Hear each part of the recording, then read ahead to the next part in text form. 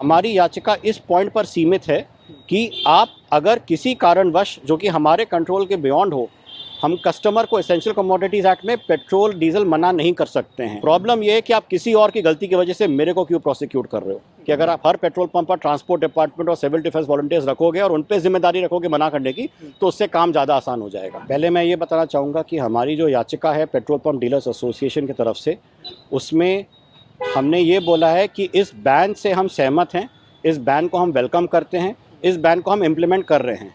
हमारी याचिका इस पॉइंट पर सीमित है कि आप अगर किसी कारणवश जो कि हमारे कंट्रोल के बियॉन्ड हो, हम कस्टमर को एसेंशियल कमोडिटीज़ एक्ट में पेट्रोल डीजल मना नहीं कर सकते हैं। हम पे एसेंशियल कमोडिटीज़ एक्ट अप्लाई करता है।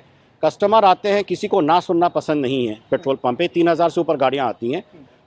ऐसी इस परिस्थिति बनी कि हमने, आपका कैमरा नहीं चला, आपका सिस्टम नहीं चला, कस्टमर ने ज़बरदस्ती करके अगर हमसे पेट्रोल डीजल ले लिया, हम इम्प्लीमेंट करने की कोशिश करें, आप हमारा प्रोसिक्यूशन नहीं कर सकते। ये हमारी याचिका है कि जो प्रोविज़न 192(1) है वो गाड़ी के ड्राइवर और ओनर पर अप्लाई करता है जो गाड़ी बिना रजिस्ट्रेशन के चला रहे हैं। उसको आप पेट्रोल पंप डीलर पर कैसे लागू कर सकते हो, स्पेशली जब हम ये बोल रहे हैं कि हम इसको कंप्लाई कर रहे हैं। आपका सिस्टम नया चालू हुआ है, 1 जुलाई से हुआ है, प्राइवेट एजेंसी इंप्लीमेंट कर रही है, सिस्टम फुल प्रूफ नहीं है, सारे पेट्रोल पंप पर अभी कैमरा इंस्टॉल नहीं है, जो इंस्टॉल्ड है वो गाड़ी का नंबर ठीक से रीड करके रिपोर्ट नहीं कर पा रहे हैं। और जैसा मैंने बोला 3000 से ऊपर गाड़ियाँ आती हैं। ऐसी बहुत सारी परिस्थिति हो सकती हैं जिसमें जो गाड़ी नॉन कंप्लायंट है उसको ईंधन हमें मजबूरन देना पड़े क्योंकि सिस्टम चालू नहीं है और कस्टमर अगर वहाँ पर कुछ बदतमीजी करे या कुछ करे। इस केस में आप हमारा प्रोसिक्यूशन नहीं कर सकते। ये हमारी याचिका है और कोर्ट ने अपने ऑर्डर में नोटिस इशू की है, जवाब मंगवाया है, ये भी नोट किया है कि हम पॉलिसी को वेलकम करते हैं, हम प्रोसिक्यूशन के खिलाफ हैं हमारे। और कोर्ट ने ये बोला है कि अगर इस दरमियान कोई प्रोसिक्यूशन नोटिस हमें रिसीव होती है तो हम कोर्ट के अटेंशन पे ला सकते हैं। अगली तारीख है 8 सितंबर।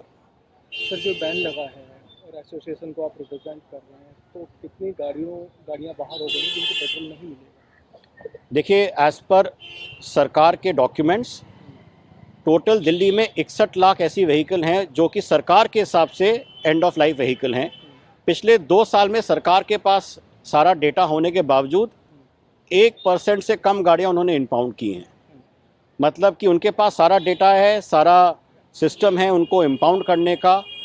जो भी ट्रैफिक पुलिस वाले खड़े रहते हैं उनको अपनी ऐप पर दिखता है, मोबाइल पर दिखता है कि ये गाड़ी एंड ऑफ लाइफ है कि नहीं है, बट वो इम्पाउंड नहीं कर पा रहे हैं।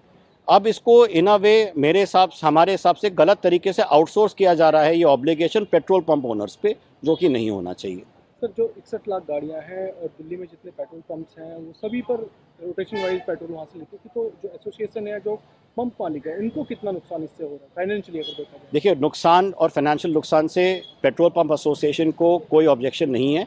वो इस पॉलिसी को इम्प्लीमेंट करना चाह रहे हैं, जैसा मैं बार बार बोल रहा हूँ।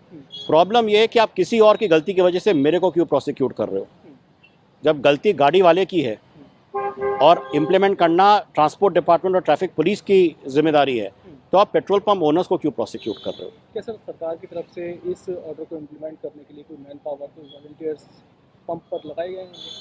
उन्होंने बोला तो है, लेकिन इसके बारे में मुझे पूरी जानकारी नहीं है कि हर पेट्रोल पंप पर वॉलंटियर हैं कि नहीं है। हमारी ये मांग रही है कि अगर आप हर पेट्रोल पंप पर ट्रांसपोर्ट डिपार्टमेंट और सिविल डिफेंस वॉलंटियर्स रखोगे और उन पर जिम्मेदारी रखोगे मना करने की, तो उससे काम ज़्यादा आसान हो जाएगा।